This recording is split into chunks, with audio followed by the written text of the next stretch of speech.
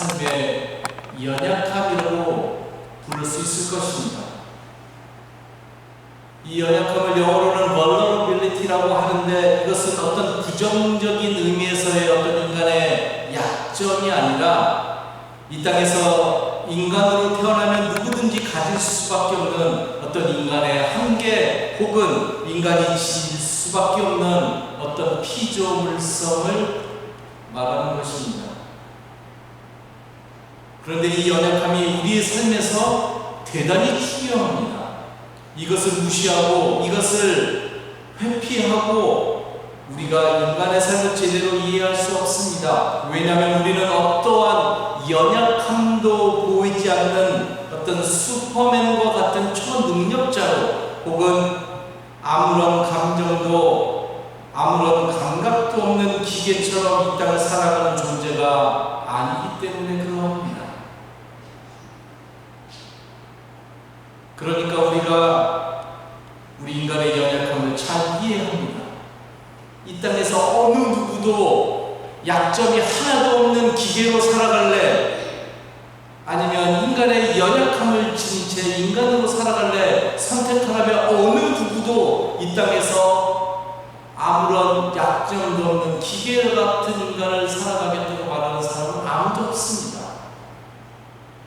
인간의 연약함이 이만큼 소중한 것이죠.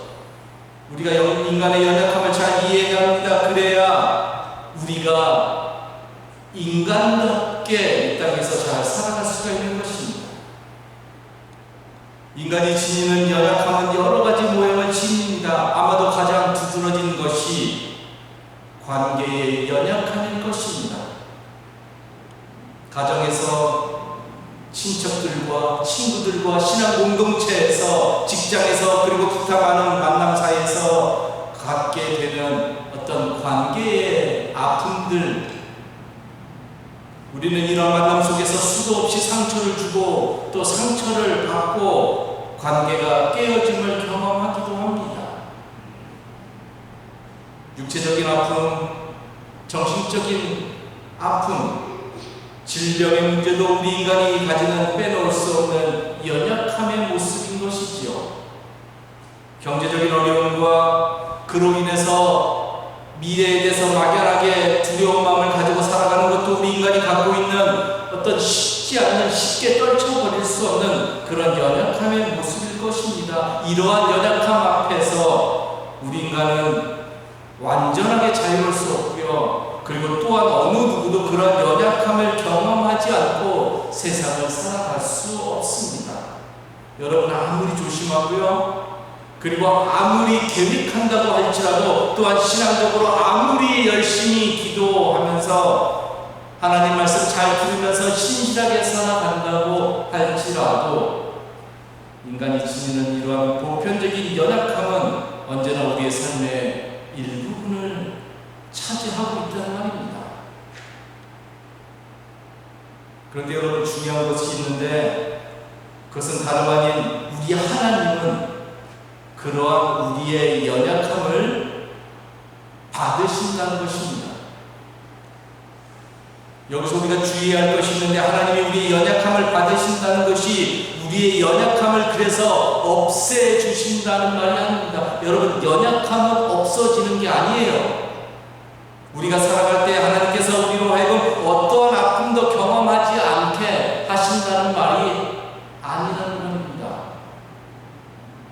하나님 우리의 연약함을 받으신다는 말은 하나님께서 우리의 연약함 가운데서도 하나님이심을 포기하지 않고 끊임없이 우리 가운데서 일하신다는 뜻입니다.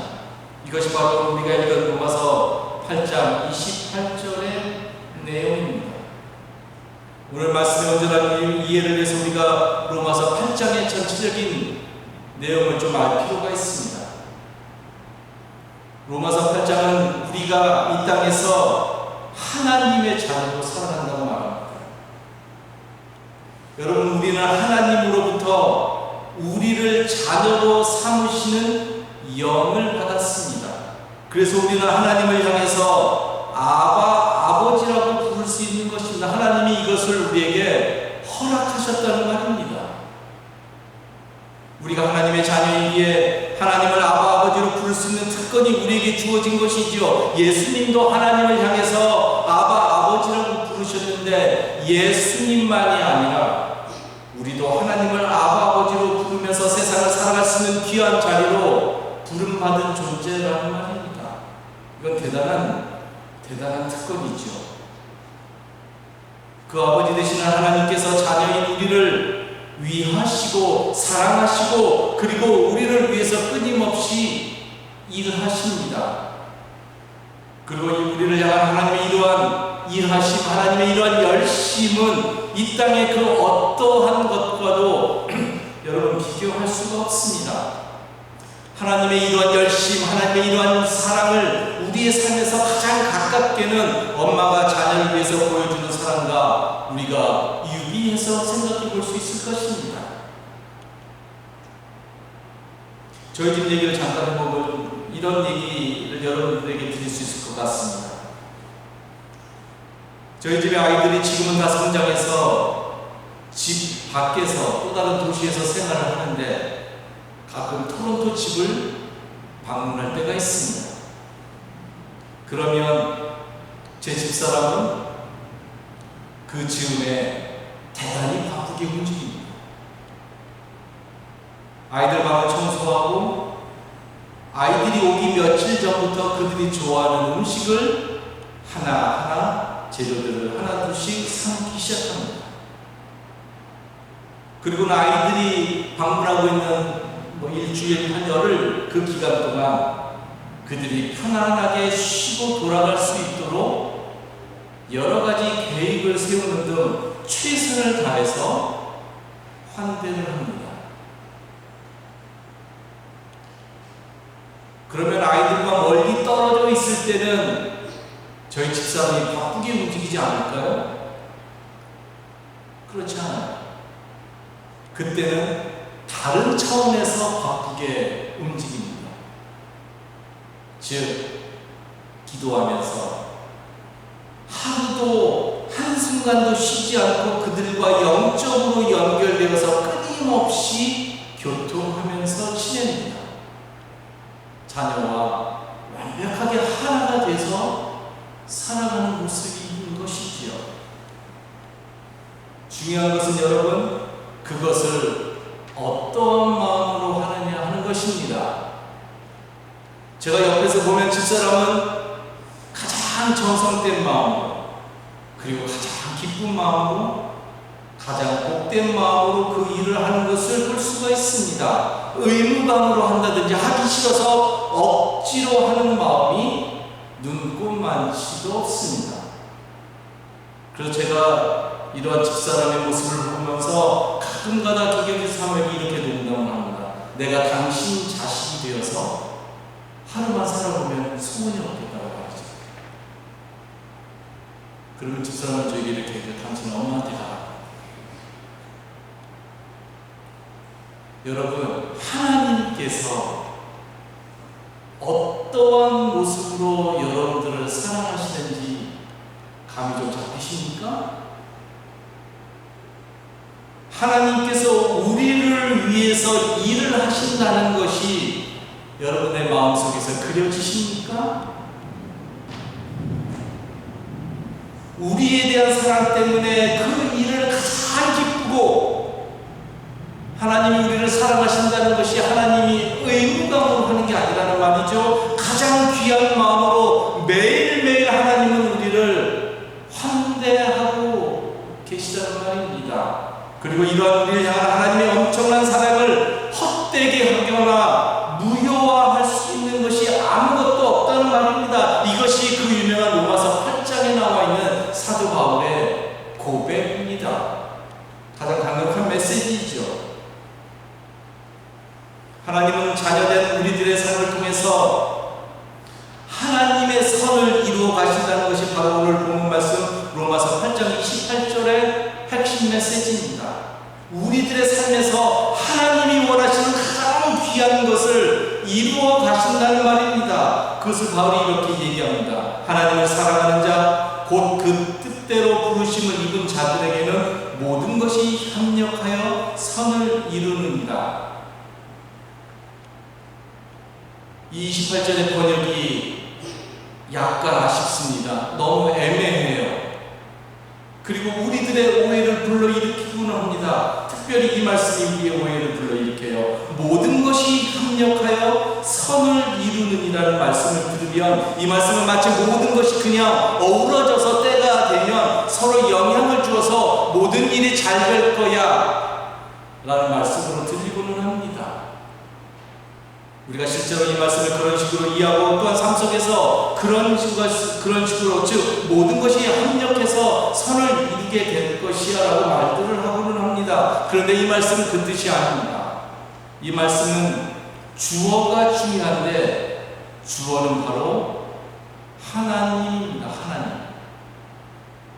영어 성경 NIV가 이것을 아주 적절하게 번역해 놓은 것을 보게 됩니다. In all things, 모든 것 안에서 God works for the good of those who love Him.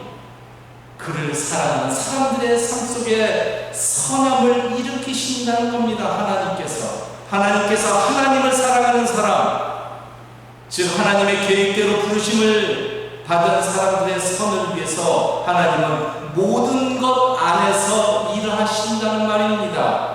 하나님을 사랑하는 사람들의 삶에서 선한 역사를 일으키시는 분이 바로 하나님이시라는 것이지요. 그냥 때가 되면 모든 일이 잘 될 거야, 하늘은 스스로 돕는 자를 돕게 되어 있어 라는 말이 아니라는 말입니다.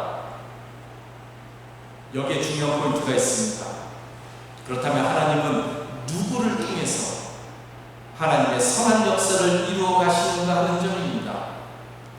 말씀해 보니까 하나님은 부르심을 받은 사람들과 그리고 하나님을 사랑하는 사람과 함께 일을 하신다는 것이지요. 그냥 아무하거나 하나님께서 하나님의 선함의 역사를 이루어 가시는 것이 아닙니다.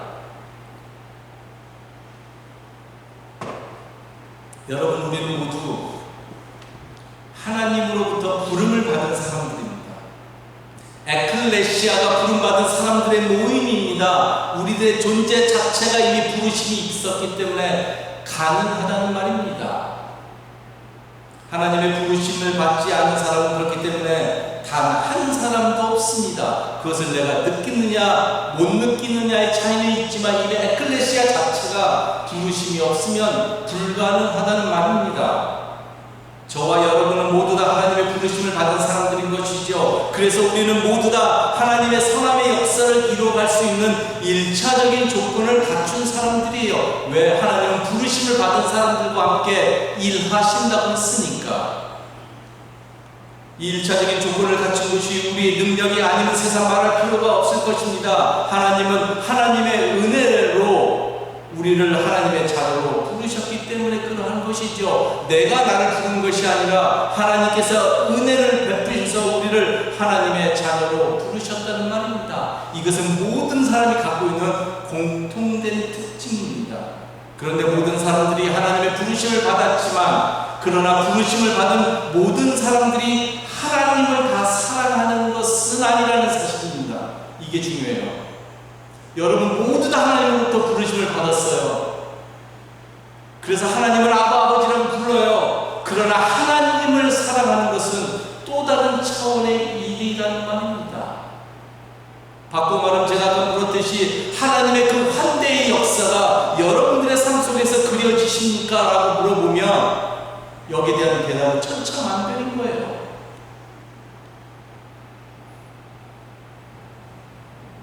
우리가 하나님의 부르심이라고 하는 1차적인 조건은 모두 갖췄지만, 그러나 하나님을 사랑하는 것은 이제 또 다른 차원의 일인 것이죠. 하나님의 부르심을 받은 우리가 하나님을 사랑하는 것은 하나님의 강압적인 역사가 아니라, 이렇게 좀 좋았을 텐데, 하나님의 사랑이 너무나 크기 때문에 이거를 강압적으로 할 수가 없는 거예요. 바로 하나님의 부르심의 은혜에 대한 우리들의 자발적인 신앙의 응답이라는 말입니다. 그러므로 하나님의 선함의 역사가 우리들의 삶에서 일어나기 위해서는 우리는 무엇보다도 하나님을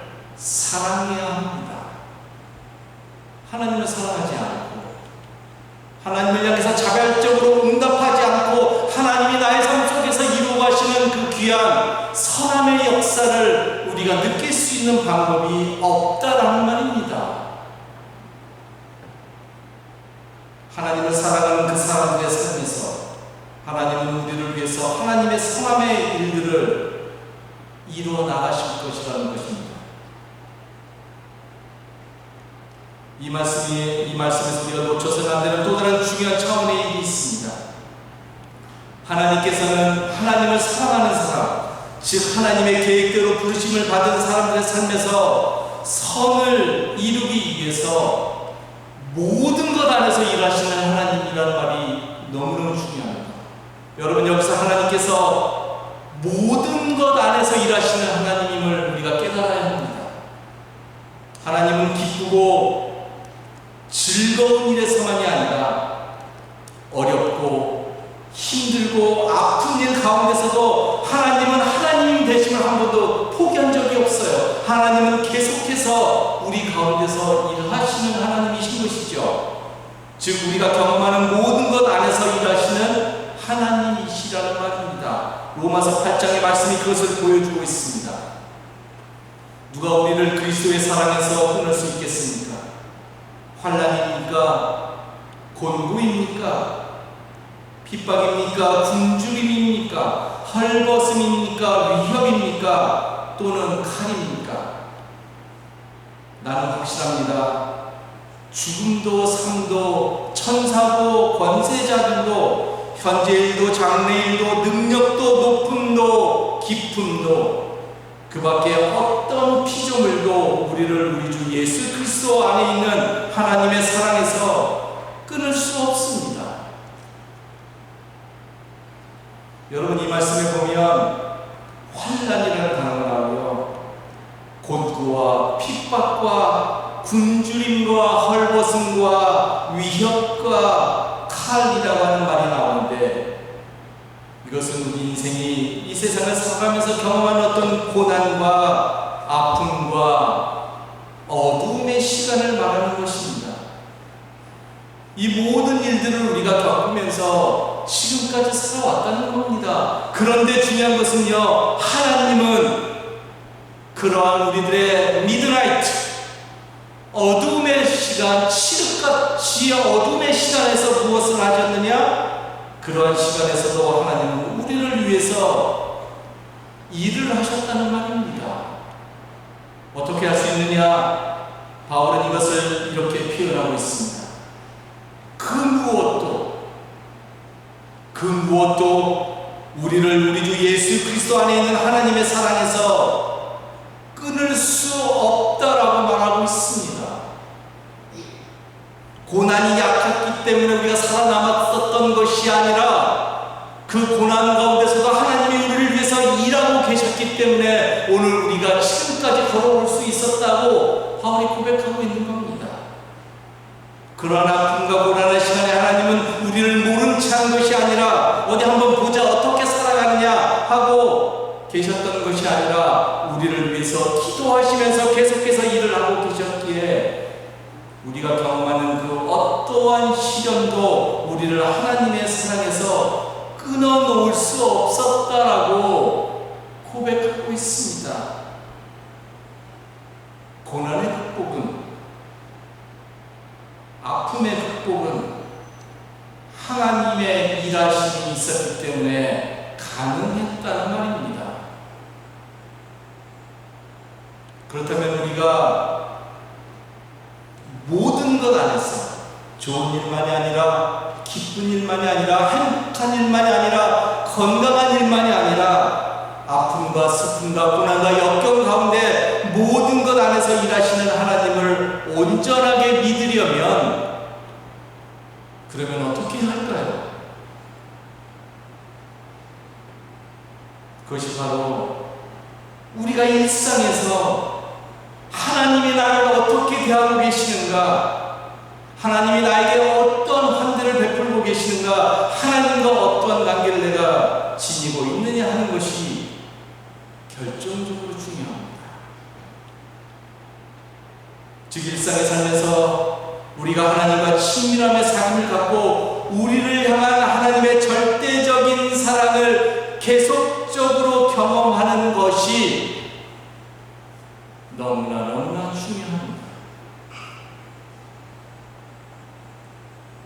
제가 아이들에게 환대의 삶을 보여주는 집사람에게 왜 이렇게 시극한 정성으로 아이들을 사랑하느냐라고 너무나 당연한 물음을 집사람에게 던졌습니다.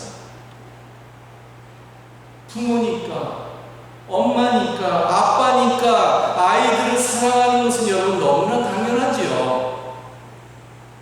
그런데 그 당연함에 더해서 집사람이 저에게 이렇게 대답을 하는 것이었습니다. 아이들에게 행복한 기억을 주려고 한다는 겁니다. 아이들이 이 세상을 살아가다 보면 분명히 인생의 어느 시점에 어려운 일을 경험하게 될 텐데, 그때 아이들이 엄마 아빠가 준 사랑의 기억을 떠올릴 수 있다면 그 어려움의 순간을 분명히 그 아이들은 이길 수 있을 힘을 얻을 수 있을 것이라고, 그리고 그 순간에 그때의 혼자가 자신이 혼자가 아니라는 것을 믿고 그들을 절대적으로 믿고 절대적으로 신뢰하고 절대적으로 사랑하고 지지하는 그 누군가가 그들의 뒤에 있다는 것을 그들이 떠올리면서 살아가게 하기 위함이라고 대답하는 것이었습니다. 여러분, 하나님이 여러분들에게 그러한 분이십니다. 우리를 절대적으로 사랑하고 절대적으로 지지하고 절대적으로 용납해 주시는 하나님이신 것이지요. 우리가 고난의 시간에 바로 그 하나님의 절대적인 사랑, 하나님의 그 절대적인 용납, 그것을 떠올릴 수 있어야 합니다. 그러면 여러분, 오늘 우리가 당하는 어려움을 우리는 넉넉히 이길 수 있습니다. 그렇게 하기 위해서는 그 고난의 시간에 하나님의 절대적인 그 환대를 떠올리기 위해서는 그때 가면 할 수 없고요, 여러분. 그렇게 하기 위해서는 오늘 지금 이 순간에 우리를 사랑하시는 하나님의 사랑을 일상에서 경험하는 겁니다. 이게 신앙생활입니다. 그래서 일상에서 하나님의 사랑을 충만히 경험할 때 어떠한 상황에서도 우리의 삶의 모든 것 안에서 하나님께서 하나님의 사랑을 일으킬 것을 우리는 믿을 수 있고요. 그리고 그것을 믿음 안에서 신실하게 믿으면서 이 세상을 살아갈 수 있는 것입니다. 우리의 삶의 모든 것 안에서 지금도 끊임없이 기도하시면서 일하시는 그 하나님을 오늘도 충만하게 경험해가는 우리 모든 가정의 식구들 되기를 다시 한번 간절히 기도하겠습니다. 기도합시다.